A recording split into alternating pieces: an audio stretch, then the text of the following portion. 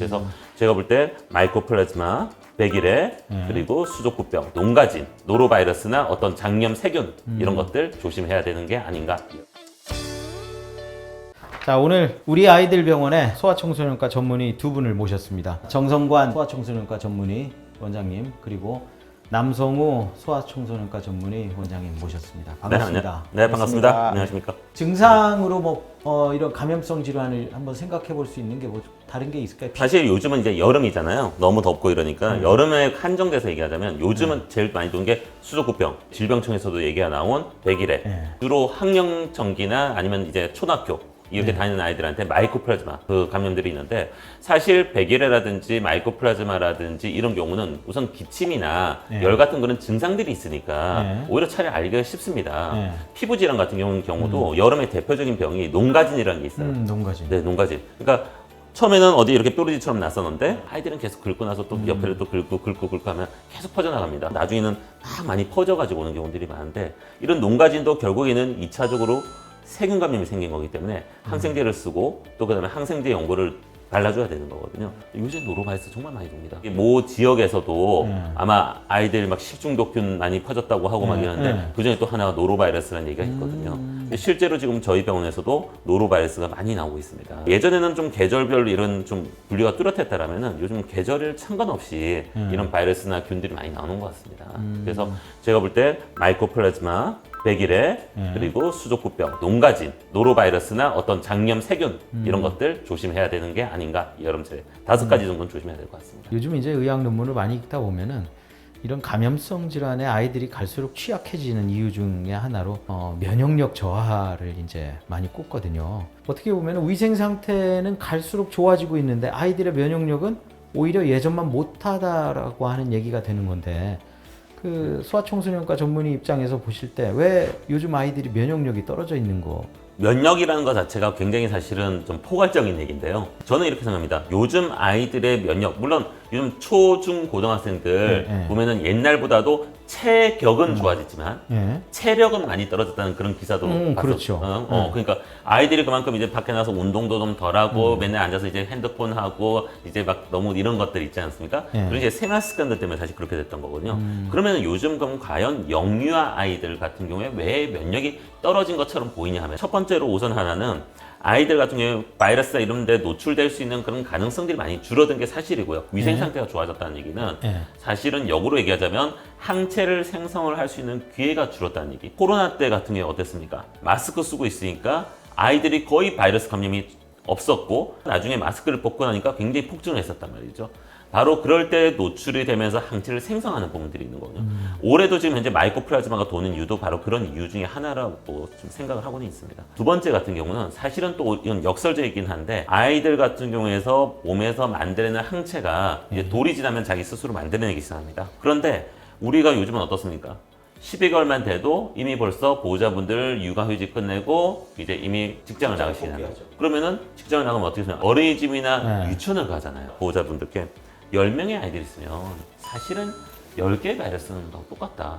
조그만한 그런 변이들이 있고, 여기서 다시 또 옮고 여기서 옮고, 실제로 바이러스 검사를 해본 건 아니지만 실질적으로 계속 반복해서 옮는 가능성이 많다. 그러면은 우리도 맨날 일을 갖다가 할 때 맨날 야근하라고 하면 할 수 있겠습니까? 못하죠.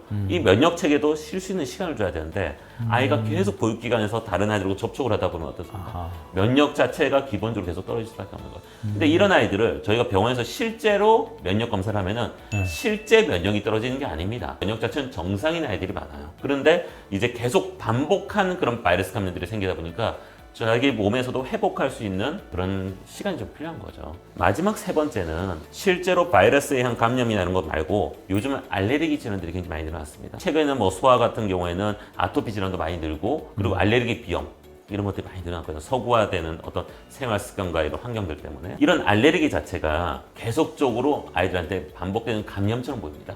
염증 반응을 계속 일으키는 거죠. 그래서 요즘은 뭐 천식이냐 아니냐 이런 게 아니고 기본적으로 기도 과민성, 이제 이런 얘기들. 굉장히 이제 이런 것들 자체가 계속 예민하게 만드는 거죠. 기도 자체를.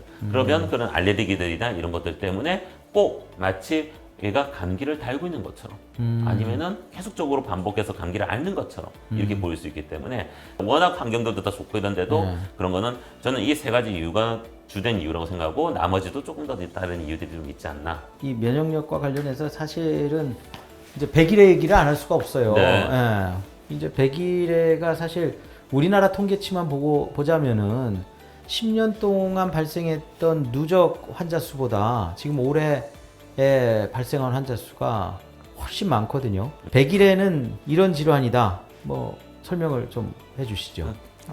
그 보드털라 포투시스라는 균에서 생기는 질병이고 예. 뭐 3단계로 뭐 초기, 중기, 말기로 해서 이렇게 나눠지는데 뭐 발열이라든지 기침 그래서 특징적인 기침을 가지고 있죠. 그래서 예. 콜록콜록콜록콜록 이렇게 들이신다고 해서 이게 후핑 코프 이게 예. 특징적인 겁니다. 그래서 그게 원래 백일의 뜻이 해가 기침했지 않습니까? 100일 동안 기침을 한다고 예. 백일인데 예. 발열이라든지 기침이라든지 뭐 여러 가지 증상들을 일으킬 수 있는 그런 질환이고 사실 구분은 쉽지는 않습니다. 왜냐하면 뭐 마이코플라즈마든지 백일이든 어떤 간에 열나고 가래기침을 할 거고 예. 그래서 병원 와서 진단을 받을 수밖에 없는 거고 2018년에도 우리나라에서 유행을 했었고 또 2024년에 또 유행을 하고 있는데 예전보다 좀 더 많이 늘어났다고 하는 건데 근데 이게 우리나라만 그런 거냐? 그건 아니고 동남아 미국에서도 지금 많이 유행하고 있는 그런 우리 지구상에서 전체적으로 똑같은 증상을 보여주고 있다는 그런 특징이 있습니다. 그래서 왜 이렇게 갑자기 늘어났느냐? 면역은 우리 선천 면역하고 후천 면역이 있지 않습니까? 우리가 그래서 후천 면역이 나중에 생기는 면역은 아니고 우리가 태어날 때부터 모든 면역 체계는 가지고 태어납니다. 선천 면역은 그냥 OX의 개념입니다. 우리와 다르면 죽여버리는 면역입니다. 그래서 우리가 다른 게 어떻게 다르지? 사람 세포는 동그란데 꼬리가 달려있다? 이러면 이상한 거잖아요. 그럼 죽여버리는 거예요. 그래서 보면 이제 그런 아주 단순하지만 강력한 면역이 선천 면역이고 후천 면역은 배워야지 되는 면역들인데 그런 것들은 선천 면역에서 후천 면역으로 우리 몸에서 가동이 되려면 기준이 한 일주일 정도 시간이 걸리거든요. 5일에서 7일. 그래서 우리가 감기가 약 안 먹으면 일주일이라 우리 몸에서 본격적으로 후천 면역이 가동하는데 걸리는 시간이 그 정도라서 그런 거고 근데 아이들이 많이 걸리는 이유는 후천 면역이 아직 학습이 되지 않은 상태이기 때문에 그래서 보호자들께 제가 설명드릴 때는 그 파출소에 있는 지명수배 명단이라고 얘기를 하거든요. 거기서 얼마나 많은 명단에 꼼꼼하게 채워놨느냐에 따라서 면역력이 후천 면역이 빵빵해지느냐 아니면 부실하냐를 할 수 있는 거죠. 근데 이제 지금 같은 경우 코로나 지나가면서 여러 가지 지금 접촉도 많이 줄었고 그다음에 코로나 너무 접종을 많이 하시다 보니까 백일에 대한 접종도 많이 떨어지고 뭐 그런 여러 가지 복합적인 원인에서 이제 다시 피크가 올라가는데 앞으로도 이런 피크는 계속 올 수 있어서 우리는 계속 대비해야 된다고 생각합니다. 부모도 사실은 이 그 백신 접종을 해야 되고 또 이게 6회까지 지금 접종이 원래 이루어져야 되는 게 맞는 거죠? 우리가 2개월, 네. 4개월, 6개월 때 네. 접종을 하고 그다음 우리가 12개월에서 15개월 때 또 다시 한 번 더 접종을 하고 네. 그다음 이제 좀 더 크면 만 4세에서 만 6세 때 한 번 더 접종을 합니다. 그래서 어린아이들 같은 경우 사실 이때 벌써 접종이 거의 다 완료가 되는 거죠. 근데 저희가 그다음 이후에 만 11세가 넘어가면은 그때 예전에는 파상풍 접종만 했었다고 TD라고 하는 TD. 접종만 했었는데 100일의 접종을 하나 더 넣어가지고 예. 이제는 우리가 접종을 하기 시작했거든요.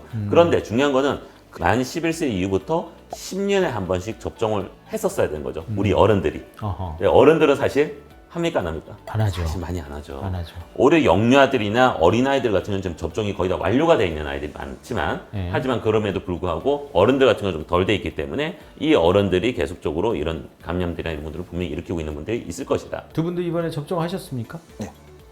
이게 뭐 DTP, TDEP, TD 막 엄청 복잡하잖아요. 그러면 DTP가 기본인데 성인들은 이제 펄투치스 P는 안 하니까 네. DT를 맞아야 되는데 성인이 되면서 이제 디프테리아의 그 성분을 좀 줄여서 바꿔서 TD를 맞았던 거죠. 요즘에는 이제 이런 백일에도 많으니까 거기다가 다시 P를 붙여서 TDP. 근데 이제 조그마한 소모자 A는 요 P의 특징 때문에 들어갈 거니까 그래서 병원 가셔서 저 T대 맞을래요 얘기하시면 이분 좀 아시는데 이렇게 될 겁니다. 그 아이가 이제 백일의 증상으로 와서 부모들이 백신 접종을 좀 많이 하고 가는 편입니까? 아직은 아직은 네. 그래서 이런 것들이 보호자들 분들도 임신하신 분들은 다 맞아요. 아이들을 위해서 그리고 출산을 준비하시는 분들 아니면 출산 준비를 위한 조부모님들은 맞으시는데 근데 그 외에 지금도 보면은 애들이 다 학령기 그다음에 나이 좀 든 아이들이 걸리니까 그런 아이들을 위해서도 보호자분들께서 맞아 주시는 게 좋죠. 임신부도 백일의 백신을 꼭 접종해야 되는 뭐 이유가 있나요? 임산부는 아이가 태어났을 때 그래서 유일하게 엄마한테서 받은 거는 태반을 통과해서 넘어간 수동 면역밖에 없기 때문에 이거 가지고는 만약에 그 신생아기 아니면은 1세 미만에서 100일에 걸렸을 때는 상당히 힘든 그런 상황이 올 수 있기 때문에 미리미리 대비하는 게 좋을 것 같습니다. 그래서 보호자가 안 걸려야 좋고 그다음에 보호자가 가지고 있는 면역 체계를 수동으로 넘겨줄 수 있다 그러면 최대한 많이 넘겨주는 게 좋으니까요.